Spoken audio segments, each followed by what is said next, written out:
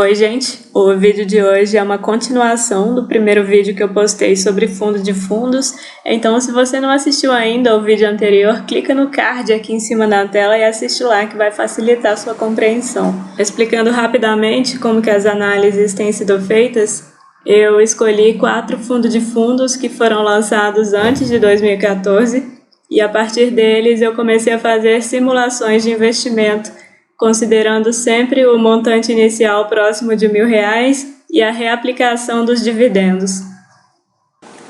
Para as análises desse vídeo, nós vamos considerar uma carteira de recebíveis, também chamados de fundos de CRI. Temos uma carteira de fundos de tijolo multi-imóveis e multi-inquilinos, que eu chamei de carteira conservadora.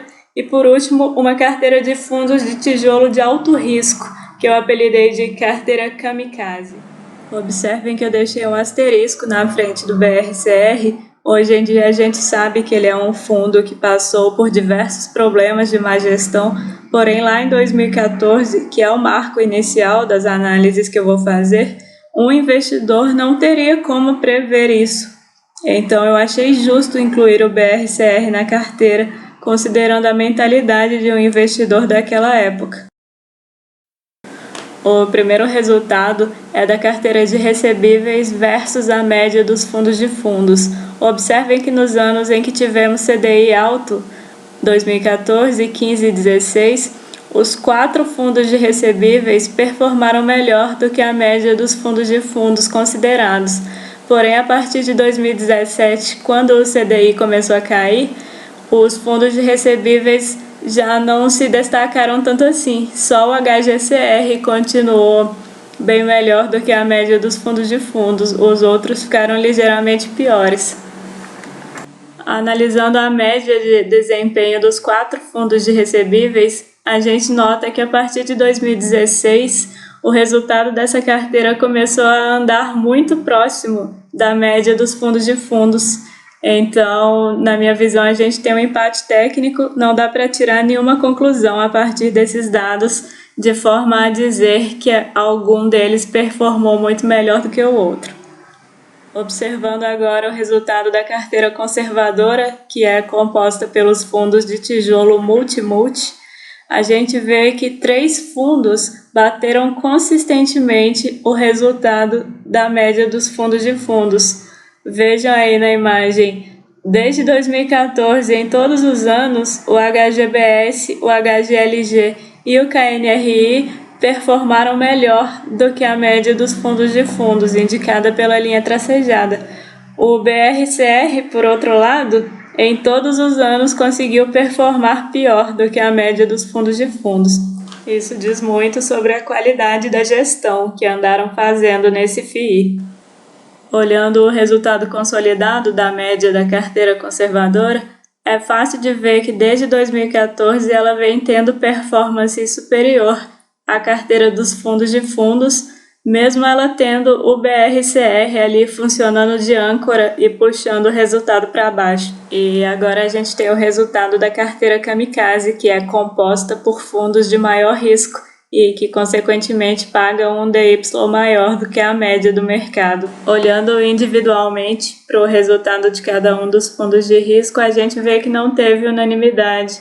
2 deles conseguiram bater em todos os anos a média dos fundos de fundos e os outros 2 ficaram brigando. Em alguns anos conseguiram superar, em outros não. Vamos olhar a média das carteiras que vai ficar mais fácil. Analisando pela média das carteiras, a gente vê que desde 2014 a carteira kamikaze teve uma leve vantagem em relação à média dos fundos de fundos, embora agora em 2019 os desempenhos tenham ficado bem próximos, quase empatados, muito por conta das grandes quedas que o XPCM e o FIGS 11 tiveram nesse ano de 2019.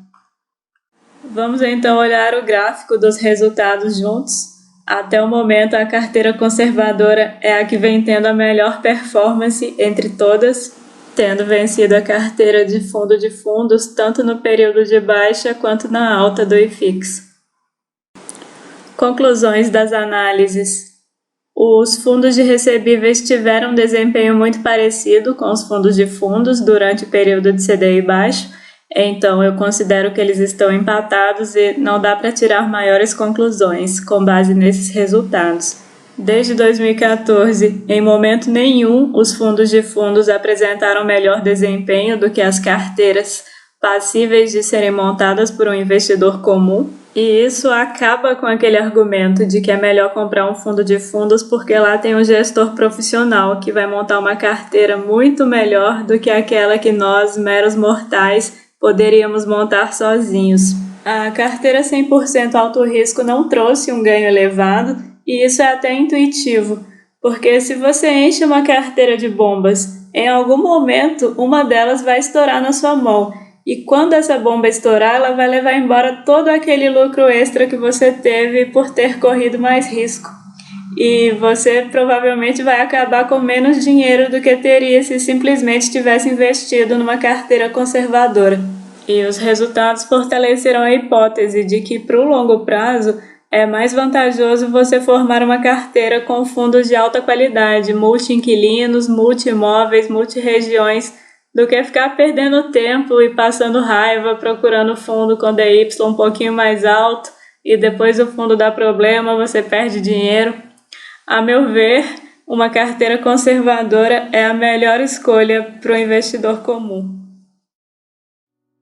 Se você gostou desse vídeo, não se esquece de deixar o seu like. E se você tem interesse nesse tipo de conteúdo, já se inscreve no canal para você não perder os próximos vídeos que eu postar.